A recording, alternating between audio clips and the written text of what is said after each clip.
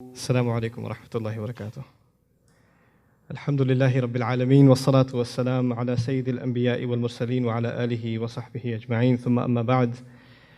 I have to start my speech by first fulfilling a religious obligation. I have been commanded by my wife to give a shout out to Harun, so shout out from Sawapi.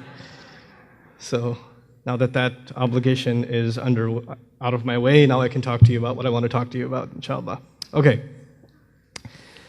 So challenges and opportunities for the young Muslim Ummah. I've been invited here to speak. Alhamdulillah, this is actually the second graduation ceremony in 2 days that I'm attending for high schools, and I'm very proud of the Maryland community that these kinds of efforts are happening. But in particular, as I heard briefly about the young men that are graduating and the sister that's graduating today, my wheels are just constantly spinning, and I had to rethink all of what I was going to share with you in the last 5 minutes as I was just listening to just a few things that I've heard here.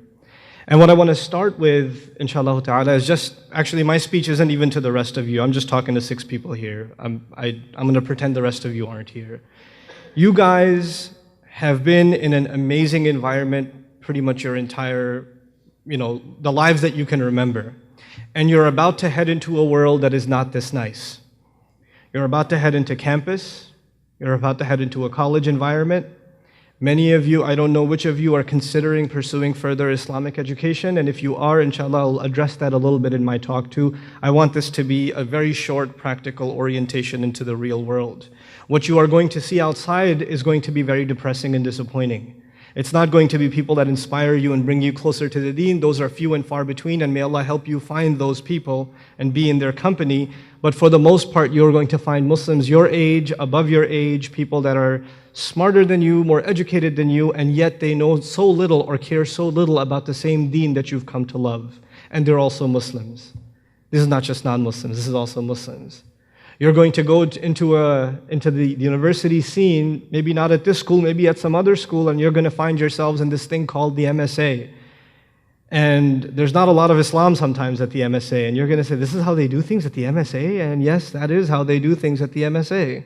Just to give you guys a reality check again, because the rest of you aren't here, I actually, for a long time, stopped going to college campuses to talk to Muslim youth. For quite a while. I was in my own bubble speaking at Islamic centers and masajid across the country. But as of late, the last 2 or 3 years, I decided to open up, or accept the invitations to go to universities. And boy, has the scene changed. Wow. I went to an MSA not too long ago where the president introduced me and then introduced his girlfriend, the vice president of the MSA. So you're going to see things that you haven't heard about here. You're going to see an environment that you're not used to. It's going to be shocking, depressing, overwhelming at times. But you know what? That's what all this training was for. Not so you live the rest of your lives surrounded by righteous people, but actually that you take this righteousness and you share it with others. You're actually taking on the legacy of this beautiful ayah whose translation has been mentioned in this program. The young people of Surah Al-Kahf. Our great prophets, alayhimus salatu wassalam, were not in nurturing environments exactly. They were surrounded by evil and they had to face it. And they had to deal with it. And they had to stand up for Islam in face of it. That is the first thing I want to share with you. All of this training culminates into what kind of people you will be outside of these walls, outside of these institutions, outside of this support. This is what your real training is going to be. The test of your training, the test of your education. Alhamdulillah, some of you have memorized, if not the entire Quran, a significant portion of it. You know a wealth of hadith. You are familiar with the life of the Prophet ﷺ and lives of other messengers ﷺ. You are equipped with more than enough to lead a good life, to lead an ethical, moral, guided life. But that does not mean that you will make the right choice. I make dua that Allah gives you the strength of character based on this tarbiyah that you've had to be able to make those right choices. Now moving forward, Islamic education by many parents is seen as an avenue by which they will save their children. Many parents bring their kids to Islamic school because they're afraid that if we don't, our kids are going to get corrupted in public school. So in other words, Islamic education for a lot of people is seen as a defense mechanism, a way to save, protect, right? So that they are not attacked and swept away by the tide of kufr and the tide of fitna. Others Very few see Islamic education as a means by which we are producing leaders for the next generation, du'at for the next generation, role models for the next generation. And even if your parents had both of those concerns, or maybe they were even originally more concerned about saving you, Allah's plan was not just merely left to saving you. Allah put you through this Islamic education because He has plans for you. The financial means and the opportunity and the circumstances that were created by Allah so you could go to an Islamic environment for more than a decade of your lives is not something random. It didn't just happen. There's a reason your dad had a job here. There's a reason he was able to start his business here. There's a reason they were able to afford the school here. There's a reason the school was located in a place you were able to go to. There's a reason for all of these things. And the reason for that is Allah wants service of His deen from you. You're responsible more than anybody else. Today as you graduate here and you leave the shelter of this institution, you are now responsible carriers of this deen. And even though the theme of da'wah was mentioned a couple of times already, there are other responsibilities. And so in the few minutes I have left with you, I just want to share with you some possible avenues that I'd like you to think about, inshallah. These are my own personal perceptions based on my observations of Muslim youth across the country. And inshallah, you'll take one or even another one of these avenues and pursue them in your lives. The first of them is Islamic education. The Muslim community in North America is actually in dire need of young Muslim scholarship. It is in dire need of it. And what I mean by young Muslim scholarship are not people that know a thing or two about Islam. We're talking about scholarship. We're talking about leaving a legacy. Like, you know how in Islamic history, Baghdad had its reputation? You know, Kufa had its reputation. Medina has its reputation. In contemporary times, there are several major Islamic institutions of learning. They have a reputation. Well, we're going to have to build those institutions. And they cannot be built until we have the highest level of scholarship. If you're going to study Islam, if that is part of your aspirations, and I don't know, but if you're considering studying Islam full-time, don't go anywhere and come back without a PhD. Don't come back with a bachelor's or a master's. It's not enough. We don't need that here. We need the highest level of scholarship. We don't just need mediocre Islamic education. That is actually problematic when people have a mediocre education and assume responsibilities of leadership. So if you're going to study Sharia, be an authority. Be in the company of the top scholars of Sharia in the world. Travel the world and study, but study at the highest possible levels. If you're going to study hadith, be a muhaddith of your times. Pursue it. Exhaust yourself in it. That's one avenue. That's not the only avenue. But if that is one of your avenues, I'd like you to consider seriousness in the matter. The second direction, possibly, is Islamic service, which is different from Islamic scholarship. Not everybody has to be a scholar. The community is in need of many things. As you travel the Muslim community, not even the people who need da'wah that aren't even Muslim, even within the Muslim community, how many of our youth are barely holding on to Islam? Barely. I mean, by a thread. And if you were to look at their lifestyles, their company, the way they wake up and go to sleep, you wouldn't even know that they're Muslim until they tell you their name is Muhammad. You wouldn't know. And these people, we don't look down on them. They're still our ummah. They're still our people, and they need certain services. They need, for instance, there's a dire need for youth counselors, teen counselors. There's a need for Muslim psychologists. There's a need for that. There's a need for institutions that are not only going to help with family issues, teen issues, but also institutions. Like we need organized sports for Muslim youth.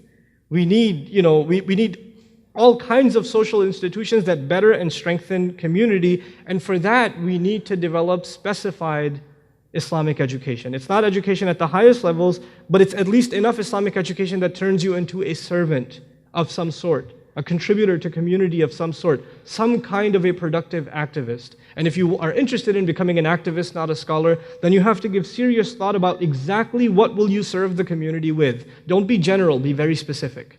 What talents has Allah given you? What are you good at? And how are you going to put it to work? How exactly are you going to put it to work? Have a real game plan. Have a year by year, month by month game plan of how you are going to accomplish what you're going to accomplish. You have the advantage of having seniors, teachers, principals of the school, others, elders, that are there to help you chalk this plan out. You say to yourself, I want to serve the community, I want to do it in this way. How do I accomplish this? How do I execute this game plan? And if nobody takes you seriously, you better take yourself seriously. You better take yourself seriously. So that's the second option. The third option, which is actually equally good, these are all good options, is pursue a career in what you love. It's okay. It's not like haram for you to love engineering. It's all good. You're not a person of dunya if you become an accountant, though I don't recommend accounting. But if you go into medicine, actually no, don't go into medicine. Pick something else. I know your parents already told you medicine, and you memorize Quran, you go to med school, they go hand in hand, at least in America. But anyway, anyhow, whatever path, whatever career you pursue, just know that Islamic education and being inspired by your deen is not something that can stay with you just because you did it previously. You have to keep up with it, and you have to further it and nurture it. So whatever path you go into, just make sure there's a regular time in your day in which you are furthering yourself as a Muslim. So it doesn't matter if you're an engineer or a physician or a researcher or a biologist, whatever you are, but there's a time in your life that is dedicated, it's fixed, it never moves. Just like the times of salah, there are times where you will learn and nurture and further your deen. It's a part of your life to further yourself as a Muslim. So you don't see Islamic education only as something where you abandon everything else and then go study Islam. That is for some. But for you, still learning Islam is a part of your life. Learning more about the Quran is a part of your life. And nobody should be delusional in this room, and I don't think anyone is, that we're done learning Islam. Only people that have zero to no education in Islam can come around and say, I know what the Quran says. The only kinds of people who say, I know what the Quran says, are people who actually have no idea what the Quran says. Because people who know anything about what the Quran says say, man, I don't know anything yet. This is an endless ocean. Nobody can say, I know the seerah. There are too many pearls of wisdom for somebody to say, I dove into the ocean and I know every single pearl at the bottom. I know all of them. You can't. This is a lifelong thing. And you will keep up with it because it will inspire and put barakah in whatever career you pick. And then there's the final one, the last bit of advice I have for you. And this is for the brave at heart. And it might even cause your parents some ulcers. But I have to share it with you because I really strongly believe in it. I believe that this is a country that provides unique opportunities to all people that come here, and especially Muslims. We are some of the highest educated population in this country. We are some of the most talented people in this country. And we're not exhausting its opportunities because the real opportunity of this country is entrepreneurship. That's the real gift. The real ni'mah we have in this country is to be creative entrepreneurs. And I mean by that socially responsible, creative entrepreneurs. I'm not saying open up a gas station. That's not what I'm saying. I'm not saying, open up the next halal meat shop. Been there, done that. I'm talking about socially responsible entrepreneurship. Muslim institutions that are so financially well off, they don't ask for funds, they give funds. You guys are going to build those institutions. And if you have that in mind, to strengthen Muslim institutions through amazing business plans, have a solid business. Why not? Why shouldn't we own entire lines of clinics and hospitals? Why shouldn't we? Why shouldn't they be the most profitable, and just on the side they build a few masjids on the side without a fundraiser? You guys have to help build those institutions, but that requires a brave endeavor into entrepreneurship. How do you get started? What are the principles behind which a successful, independent enterprise can be built? These are things we have to learn and we have to execute. We really have to learn and execute them. And I'm a personal believer in this myself because I have actually experienced some of all of these things. I decided to leave a career and study Islam full time. I tried that for a little while. I didn't get very far. Then I decided to go back, join into the workforce and keep up with my Islam. So I was in corporate America for a while and kept studying my deen. And it wasn't fulfilling enough for me. And then I decided the only real way to do this, man, is you got to just be an entrepreneur somehow. You got to figure out how to just be your own boss. But let me just warn you before I go, being your own boss does not mean things come easy. If a full-time job is 40 to 60 hours a week, entrepreneurship is at least 100, 120, and that's an easy week. You have to put blood, sweat, and tears into work. These people, the community leaders that are here, that actually, and by the way, entrepreneurship doesn't just mean you go into business for yourself. It could be for the community too. So the people that are sitting in front of us that are the pioneers of this community are in some sense entrepreneurs as well. And they put 100, 200 hours a week sometimes into just getting this institution off the ground. It didn't exist and it had to. Something had to happen, right? They didn't just come and get a job. So I challenge you to think, even if you graduate out of school and get a job, I challenge you to think like, I don't want just want to have a job. I don't want to be an employee. I want to be an employer. That's what I want to be. Because that's where I can really make an impact on furthering Muslim institutions and Islam in a significant way. So I want you to think big. The poet says in Arabic, إِذَا تَمَنَّيْتَ فَاسْتَكْثِرْ. If you wish, if you're going to have aspirations, then aspire for a lot. Aim high, and aim high. Aim very, very high. We want to be able to see these young men and this sister do incredible things with their life, in their deen and in their dunya, and actually aspire to the highest goals in dunya and still not be interested in dunya, to show the world that you can achieve dunya but have it in your hand and not in your heart. You can do that. And then you can give all of that dunya that you attain, you can give for the sake of deen. You can do that. So people really learn what it's like to learn from these role models. I pray lots and lots for you. I especially make dua that this institution grow and nurture and further itself. I make dua for all the teachers who have to be patient with all of the parents. All of the parents who have to be patient with their children and with the teachers. I make dua that you never feel like you're missing something. I'm actually completely floored by the salutatorian speech, mashallah, amazing, amazing job. I'm floored. I really am. This guy's dangerous. I tell you, he's dangerous. You gotta watch out for him. Look for him on YouTube soon, inshallah. So, he's already on YouTube, huh? Thank you for helping me with that. So in closing, I just want to just say one last thing to all of you, inshallah. You guys, don't be frustrated with your peers that don't have an Islamic background like you do. Don't be frustrated with them. Be patient with them. They don't need your anger. They don't need your criticism. They need your patience. They need your nurturing. And that's how they will get your da'wah. That's how they will become, you will be people that attract others to Islam, not push them away from it. You will not compromise your principles, but at the same time, you will not be harsh towards those who haven't learned to see the world the way you have. You're not going to be those kinds of people. I pray that you are able to bring so many other youth closer and closer and closer to this deen, and through the training that you've given, all of your teachers continue to receive the reward for the awesome things that you're going to do in your lives. Barakallahu li wa lakum. Assalamu alaikum wa rahmatullahi wa barakatuh.